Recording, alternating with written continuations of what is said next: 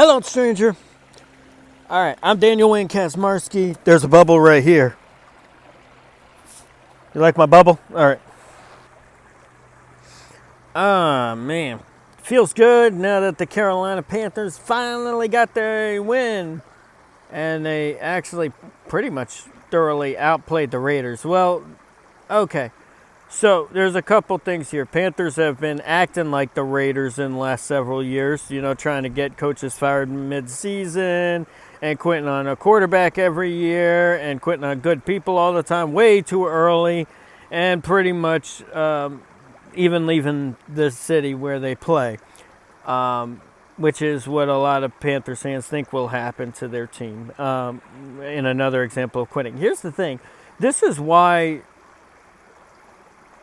here's the thing people need to understand, though. The Raiders are much better at raidering than the Carolina Panthers are. Let's just get that out of the way. Okay, Davis family has been doing this as a dynasty.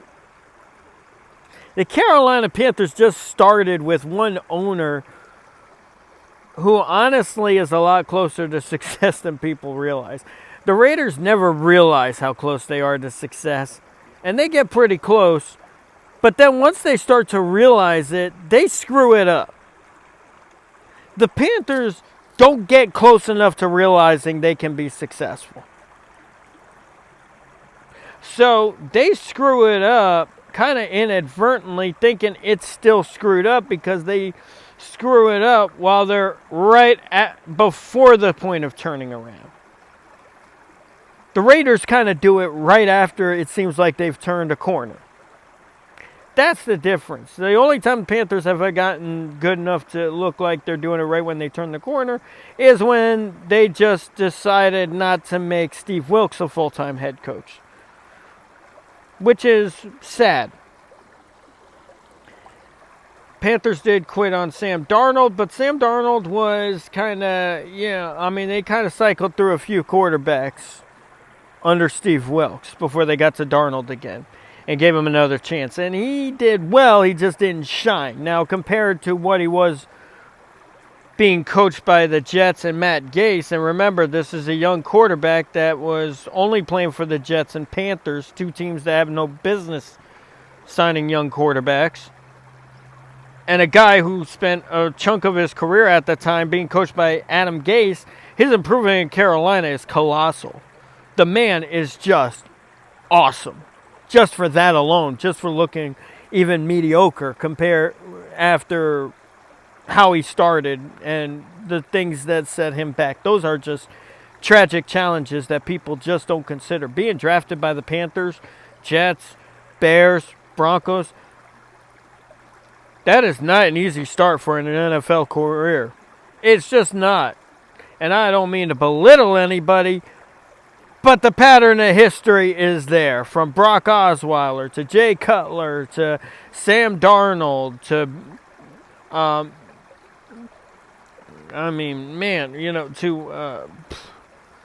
Tim Tebow. How much can you take? Now Bryce Young. All right. Speaking of Bryce Young. Look, Bryce is doing great in a bad situation. And Carolina is a bad situation. Bryce is doing awesome. And I'm not meaning that sarcastically. Yeah, on the field, the numbers don't look good. But this guy is still putting everything on himself.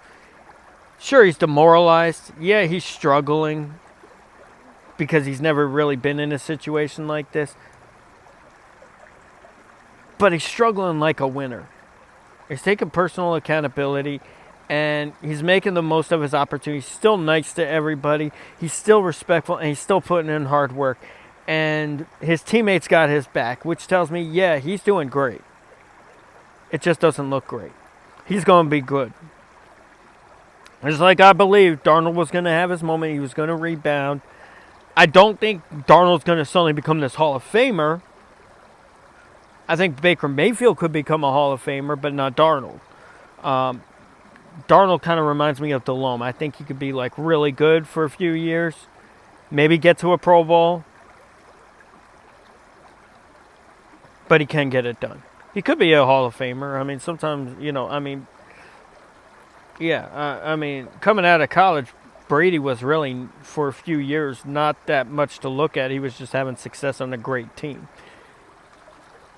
Could that happen to Darnold? That could happen to any of these guys. So, it's not that I believe in good people no matter what. And you should too. And that's the difference between winners and losers. Winners don't go out there and they go, they need to trade him. That's what losers do. They need to cut him. That's what losers do. If it's not a character issue, if it's not a crime issue, if it's not a screaming at teammates issue, or not showing up for practice issue,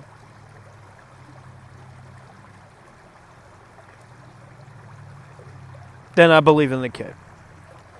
If you're coming up there going, we're talking about practice, or we're talking about, people not showing up for meetings, or they're coming in late and giving attitude, and they're calling their agents, or they're asking to be traded. Like, here's the thing, Panthers, Hassan Reddick, after leaving Carolina, he had success in Philly and then acted like a loser. Oh, I don't want to play for the Jets. I want the Jets to trade me. You didn't even give the team a chance. That's a loser.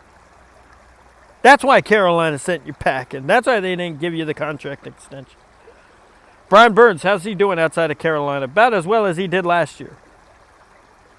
Maybe he'll get it together. I believe in him. I like him.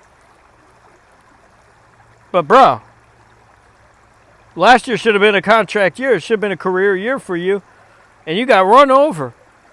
What happened? You were on the worst team in the league. Bryce Young took personal accountability. What happened to Brian Burns? Oh, he thinks he should get more money elsewhere. That's the difference between a winner and a loser. And sure, sometimes losers get paid. But it doesn't make them winners.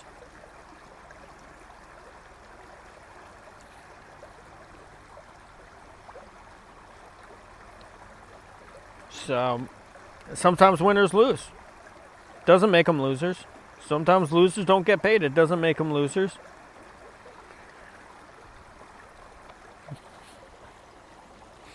Darnold's having success right now. Why? He's in a great situation in Minnesota.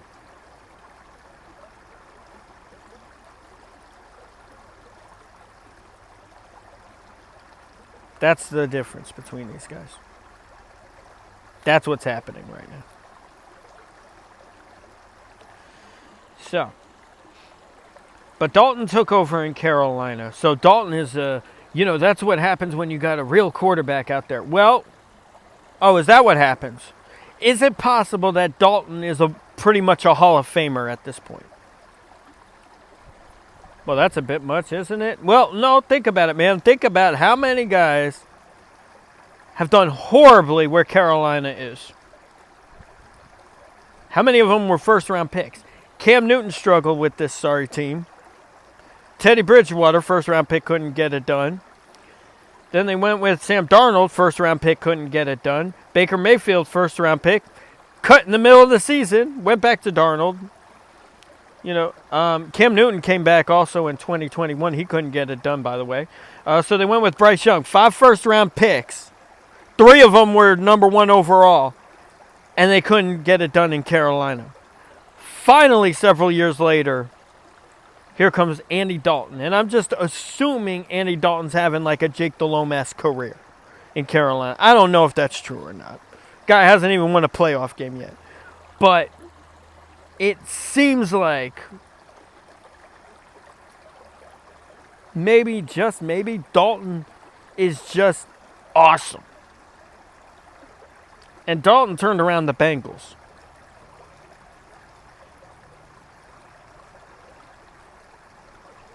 You know how bad the Bengals were without Dalton? They drafted Joe Burrow. Yeah, Burrow's doing great. But how'd they draft Burrow? Anybody want to give me the numbers on how you draft the number 1 overall pick? Did they trade for him? No, that was Carolina.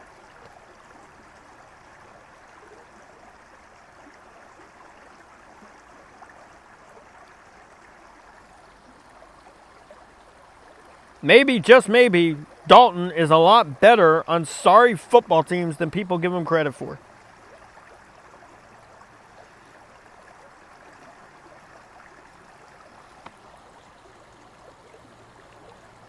maybe just give credit where it's due and not use it as an opportunity to hurt somebody else.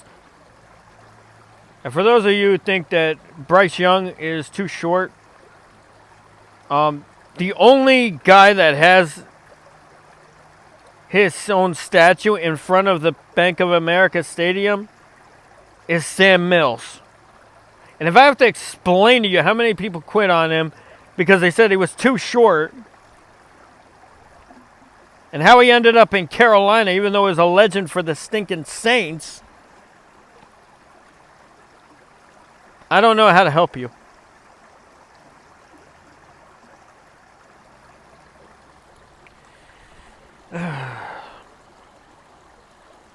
Well, they should have drafted C.J. Stroud in Carolina. Remember that argument? Yeah. I think... Now, the Texans just had a bad day, but I think we just found out on Sunday what would have happened last year to C.J. Stroud if he went to Carolina. That would have been an every week thing. Because the team was that bad, and you're dealing with a rookie quarterback. Last year, there were $100 million, know-it-all head coaches screaming in Bryce Young's ear, and he had to figure out how to absorb information and then shut out unimportant information. And the guy's never played an NFL down yet.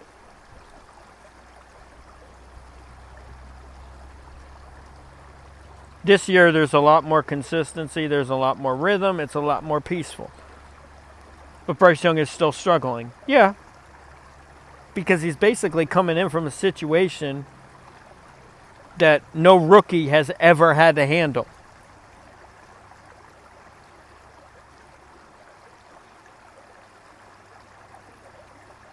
Or at least if they did have to handle it, they really didn't give some great insight on how to handle it or whatever. Or, I mean, it's just not known how they handled it or how to handle something like that well. You really can't handle the toxic situation the Panthers had last year.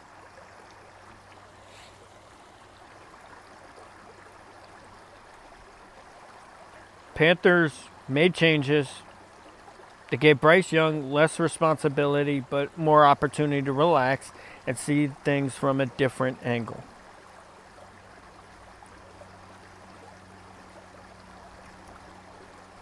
If he handles it like a winner, which he seems to be doing right now, and everybody's on board. And by the way, Panthers are doing something really unusual. Speaking of winners and handling things like winners. So the typical traditional Carolina line is this. They would get everybody huddled into rooms together, and it'd be like corrupt cops getting their story together, right? And it would be, okay, you're in charge of, we got to talk about this to the press. So here's what we're going to say in our report to the press. Okay, you're going to, all right, Bob, you're going to leave no stone unturned. Your job over here, Steve, is to cover all bases. Your job, Ricky, is to consider all options. And then David Tepper's going to wrap it up in a nice little bow by saying that we all have a process and it takes a long time. All right. And then Jack here is going to get everybody fired. All right, break. And that's been how it's been handled in the past.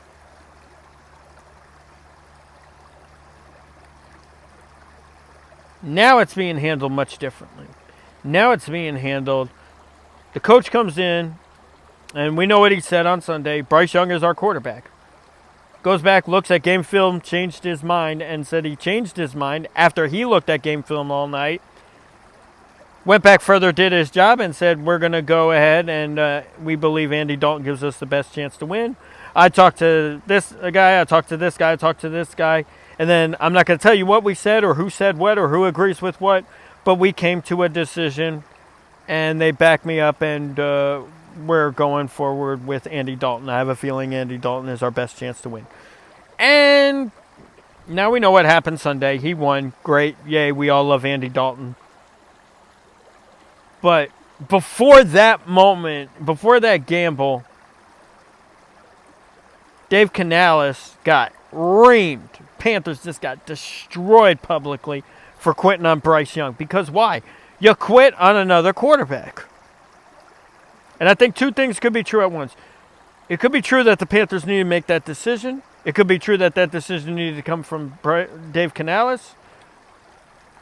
But they also needed to hear that fans are sick of you doing this to people. So it might be part of the team's success story that people ripped into the team for its history of quitting on good people.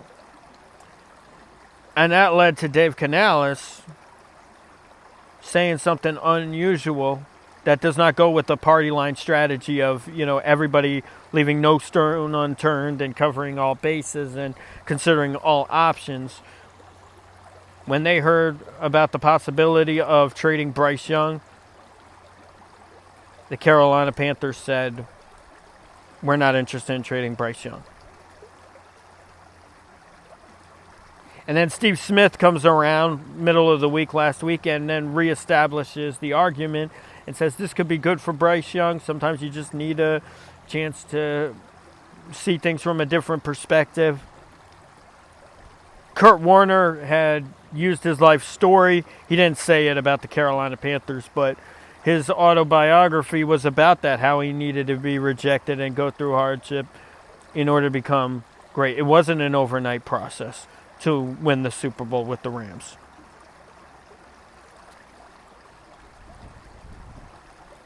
There was a lot in between and a lot of growth that had to happen. That's how winners look at big pictures. They don't quit on good people. They just give them different experiences. And they encourage them through the process.